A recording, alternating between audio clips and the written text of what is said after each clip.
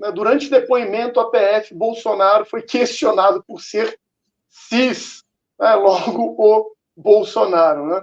E, acompanhado da nossa subpauta, Bolsonaro fica em silêncio durante depoimento à Polícia Federal. Daniel, está contigo. Bom, eu vou preferir ouvir um pouco do Caivano, porque tem um cunho mais jurídico e uma questão mais de análise do que o doutor Pedro Bueno comentou no final da entrevista. Eu acho que acertadamente, quando ele é convocado para depoimento e começam a criar alguns fatos que não são aqueles que interessariam, estavam tentando enrolar ele, porque os outros depoimentos estavam acontecendo paralelamente. Por que dessa tática? Para ver se algum ia falar. A imprensa é igual o Laudelino comentou aí, o Laudelino falou bem isso aí, é um circo, é uma coisa montada, é uma coisa que faz de conta, né? Um passa para uma notícia, fala. Tinha duas jornalistas na frente do STF, em risadas, fazendo entradas ao vivo. Estava realmente estranho, enquanto estava acontecendo os depoimentos na Polícia Federal. Por que o alvo de perguntar sobre gênero? Por que... Mas peraí, qual é a lógica que se tem nessa questão de tomada de depoimento quando você começa a colocar coisas que não estão pautuadas ali no processo? Será que a delegada sabia, de fato, que estava no processo? Será que a delegada tinha conhecimento do que estava no processo? E como ela deveria fazer perguntas que pudessem orientar, de fato, o processo?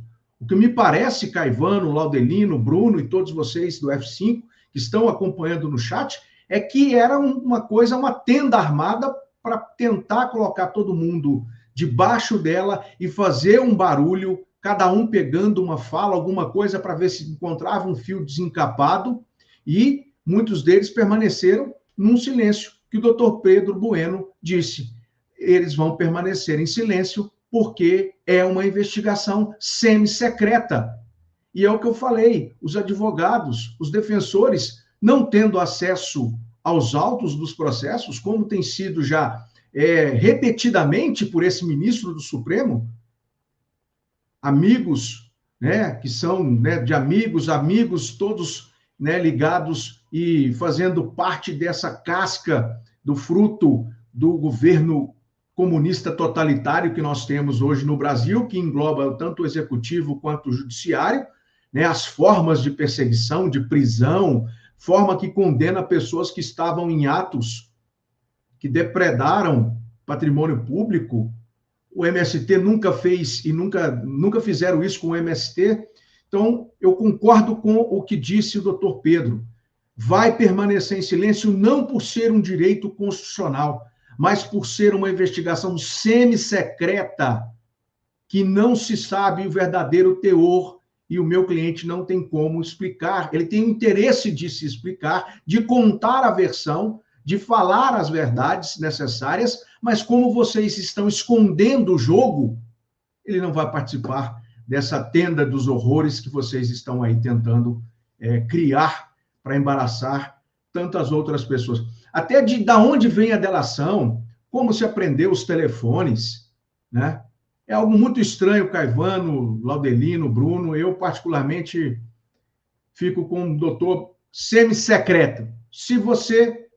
Sabe aquela coisa que a gente ainda brinca? A gente ainda brinca de amigo secreto, porque a gente sabe que os amigos que estão perto da gente ainda são pessoas boas. Mas vocês brincariam de amigo secreto com as pessoas comunistas desse governo, praticando esses atos totalitários que prendem, que fazem incursões da Polícia Federal em coisas sem fundamento e sem ligação? Será que a gente participaria de amigo secreto com essa turma? Eu creio que não. Então, o Bolsonaro e a sua defesa, os seus advogados, para mim, agiram dentro daquilo que é necessário para ter o respeito constitucional, que há muito tempo já foi jogado fora e há muito tempo se cospe na Constituição Federal e na bandeira do Brasil e no seu povo. É isso que eu tinha a dizer. Muito obrigado, Daniel. A gente vai passar para o Laudelino, só lembrando uma coisa, o Caivano ele teve um problema no áudio dele, precisou sair. Daqui a pouquinho ele está de volta. Tá? Então, continua aí os seus comentários. Então, por gentileza, Laudelino. Como o Caivano tem todo o conhecimento técnico, né? Eu ia deixar a técnica para ele e ficar só com a parte leviana. É o que me resta. Então, cara, uma vez eu recebi por e-mail uma tabela, me mandaram uma tabela sobre todas essas coisas que o pessoal fica falando, o que é CIS, o que é TRI, BI, XI, BI, LG, BT, HD, SSD, aquelas coisas, e eu fui tentar entender aquilo aí, que você fica tentando entender, não, peraí, deixa eu entender isso aqui, esse aqui faz isso, isso aqui é input, esse aqui é output, esse aqui é input, output, esse aqui... Aí, você hora que você fala assim, não, isso aqui é um hospício, não consigo entender isso aqui, não. Loucura total. Então, o que eu fui consultar ali e vi que o tal do CIS é o cara que é o indivíduo, né, que ele se identifica com o gênero que ele nasceu. É o gênero que foi verificado ao nascer. Você nasceu, você tinha hamburguinho ou você tinha pelanquinha lá pendurada? São os dois gêneros tradicionais, né, que tinha. Não, o CIS é perguntando se você se identifica lá com a mixaria que você nasceu ou o hamburguinho e tal. Beleza. Mas, assim, tirando toda essa parte da coisa da pergunta e tal, uma coisa que a gente tem que sempre lembrar, tá? Isso tudo nada mais é do que o Xandoquinha e o Glande, né? Usando o Estado. Ele usa o Estado, ele usa a Polícia Federal como um tipo de papel higiênico para tirar sarro com a cara do Jair dos brasileiros, cara. Ou você acha que isso aí não foi previsto? Aí, faz essa pergunta lá para ele lá, quero ver ele fazer essa pergunta, Jair lá. Você acha que isso não rolou, não aconteceu? Né? Então, assim, qual a importância dessa pergunta para qualquer parte do processo? Não tem importância nenhuma, né? Será que foi a baleia que acusou o Jair de alguma coisa ligada a gênero e tal?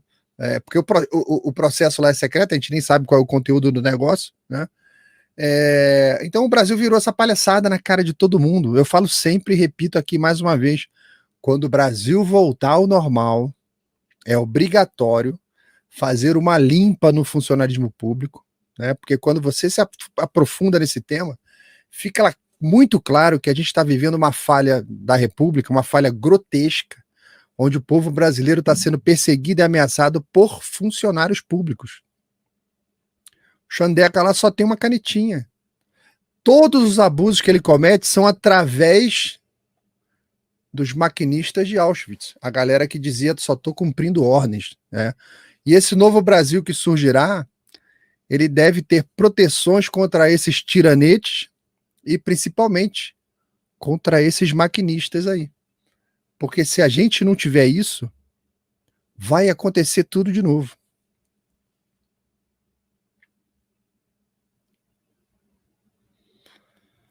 Muito obrigado agora de volta, Cláudio Caivano. Caivano, a gente está esperando ansiosamente pelos seus comentários, porque a gente sabe que você tem os comentários mais técnicos dessa bancada hoje. Então, fica à vontade.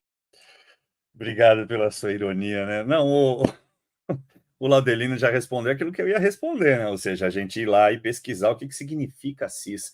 Mas acabei de receber, olha que bacana, uma postagem aqui do Felipe Barros, com quem eu estive ontem também, e ele colocou duas matérias, né? A primeira é: Polícia Federal prepara estratégia diferente para a oitiva de presidente Bolsonaro. E aí, logo abaixo, PF pergunta a Jair Bolsonaro sobre ser ou não CIS. Olha que estratégia. Então, agora tirando a brincadeira de fora, o Laudelino foi preciso, porque eu venho dizendo que esses psicopatas, quer dizer, essas pessoas, elas tendem a se utilizar de determinados sinais. Parece aquele filme que se tornou um clássico, né? Os Sinais. Só não tem aqueles personagens tão bons e aqueles atores que a gente estava acostumado a ver no passado, e também de como eles pensavam no passado, que alguns deles andaram mudando aí. A questão é, eles se utilizam desses sinais para mostrar para a sociedade que são eles que mandam. Quer um exemplo? Que dia era ontem? Ontem era dia 22 de fevereiro. O número 22 somente? Não. Ontem fez mais um infeliz aniversário da morte de Teori Zavascki, né? A vaga dele foi aberta no STF. Ontem também fez 7 anos que Alexandre de Moraes foi alçado ao STF. Ele tomou sua posse. Então perceba que nada nesta vida, principalmente na política brasileira, é por acaso. Nada é uma coincidência. Eu sempre volto àquela história que eu contei em alguns programas e contei no segundo livro, que eu estava ao lado de um colega, um advogado brilhante, jovem e brilhante, um criminalista do Distrito Federal, o Bruno Giordano. Aliás, um abraço, Bruno, que seu xará, né, Bruno Alemann? Ele estava fazendo conta sobre a dosimetria da pena enquanto o Alexandre de Moraes, relator, fazia lá a sua preleção. E eu falei, pode parar, meu amigo, vai dar 17 anos. Ele, não, doutor, não bate, conta não bate, tem que dar aqui, ó, pelas minhas contas, no máximo 14 anos, tal. Falei, mas você está equivocado, querido. Não se trata de jurídico, se trata de político. E ele vai dar o recado. Ele começou a falar, dizendo que o problema do Brasil começou em 2018. Qual que era o número de 2018 do Bolsonaro? Número 17. Então, infelizmente, é assim que essas pessoas se portam, Bruno.